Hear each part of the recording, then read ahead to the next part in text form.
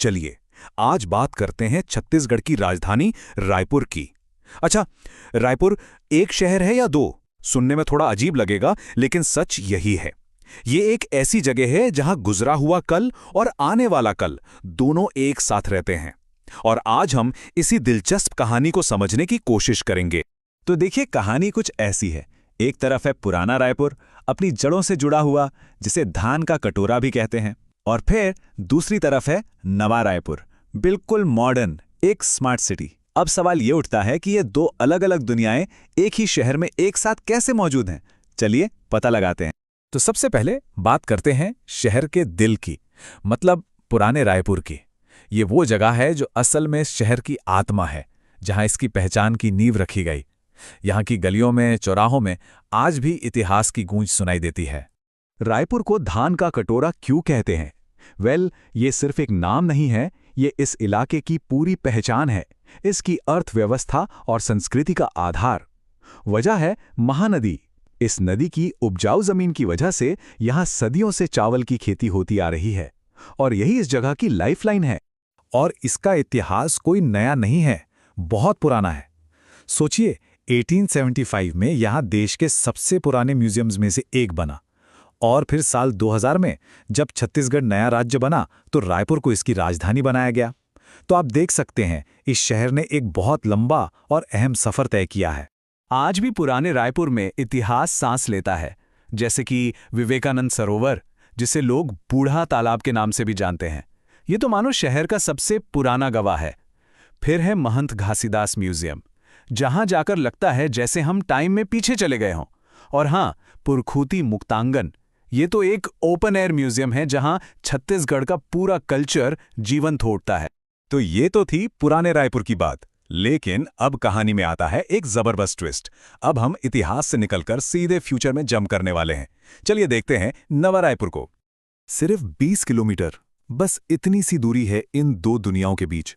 लेकिन ये सिर्फ किलोमीटर का फासला नहीं है, ये सोच का, प्लानिंग का और विजन का फासला है। एक फासला जिसे रायपुर बहुत खूबसूरती से भर रहा है। तो चलिए अब एंटर करते हैं नवा रायपुर में। ये वो शहर है जिसे सचमुच पहले कागज पर बनाया गया और फिर जमीन पर उतारा गया। यहां कदम रखते ही आपको एक बिल्कुल नए, प्लान्ड और मॉडर्न इंडिया की फील आएगी। नवा रायपुर कोई ऐसा वैसा शहर नहीं है, ये इंडिया का पहला ग्रीन फील्ड स्मार्ट सिटी है। अब इसका मतलब क्या है? इसका मतलब ये है कि इसे पूरी तरह से स्क्रैच से, मतलब एक खाली जमीन पर पूरी प्लानिंग के साथ बनाया गया है। चौड़ी सड़कें, मॉडर्न इंफ्रास्ट्रक्चर और सबसे जरूरी सस्टेनेबल लिविंग, यानी पर्यावरण का ध्यान रखते हुए। और यहाँ की सोच कितनी बड़ी है, इसका एक उदाहरण देखिए। यहाँ है नंदनवन जंगल सफारी, जो एशिया की सबसे बड़ी मैन मेड जंगल सफारी है। सोचिए, मैन मेड। ये सिर्फ घूमने फिरने की जगह नहीं है, बल्कि ये दिखाता है कि कैसे मॉडर्न डेवलपमेंट और नेचर एक साथ चल सकते हैं। ठीक है, तो हमने पुराना रायपुर देखा, नया रायपुर भी देख लिया, लेकिन असली मजा तो तब है जब ये दोनों दुनियाएं आपस में मिलती हैं। वहीं पर रायपुर का असली जादू देखने को मिलता है। और इस मिलाप को महसूस करने का सबसे बेस्ट तरीका क्या है? खाना। जी हाँ, यहाँ के खाने में भी ये संगम दिखता है। एक तरफ आपको चीला, फरा, बोरेबासी जैसे एकदम ट्रेडिशनल छत्तीसगढ़ी डिशेस मिलेंगे, तो वहीं दूसरी तरफ साहू पोहा और बघेल समोसा जैसे नए स्ट्रीट फूड हैं, जो आज शहर की पहचान बन गए हैं। और अगर इस संगम को लाइव देखना हो तो सीधा पहुंच जाइए तेली बांधा तालाब, जिसे लोग रायपुर का मरीन ड्राइव भी कहते हैं। सच में ये शहर का सबसे पसंदीदा हैंगआउट स्पॉट है। शाम होते ही यहाँ यंगस्टर्स, फैमिलीज सब इकट्ठा होते हैं, और यहीं पर देश का सबसे ऊंचा तिरंगा भी लहराता है। ये जगह एक तरह से मॉडर्न रायपुर का धड़कता हुआ दिल है। रायपुर सिर्फ अपनी पुरानी पहचान तक ही सीमित नहीं है, अब ये देश का एक बड़ा एजुकेशन हब भी बन रहा है। सोचिए, IIM, एम्स, NIT, देश के इतने बड़े बड़े प्रीमियर इंस्टीट्यूट्स यहाँ हैं। इसी वजह से पूरे देश से टैलेंटेड स्टूडेंट्स अब रायपुर आ रहे हैं। तो रायपुर की कहानी का अगला चैप्टर क्या होने वाला है? आखिर ये शहर अब किस तरफ बढ़ रहा है? कहना पड़ेगा, ये अपनी जर्नी के एक बहुत ही एक्साइटिंग मोड़ पर है।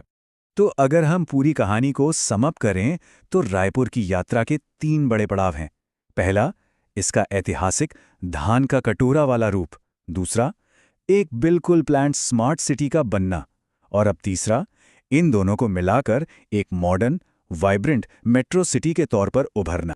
और आखिर में रायपुर की ये कहानी एक बहुत बड़ा सवाल हमारे सामने रखती है। सवाल ये है कि कोई भी शहर अपने अतीत को, अपनी जड़ों को भूले बिना भविष्य की तरफ कैसे बढ़ सकता है।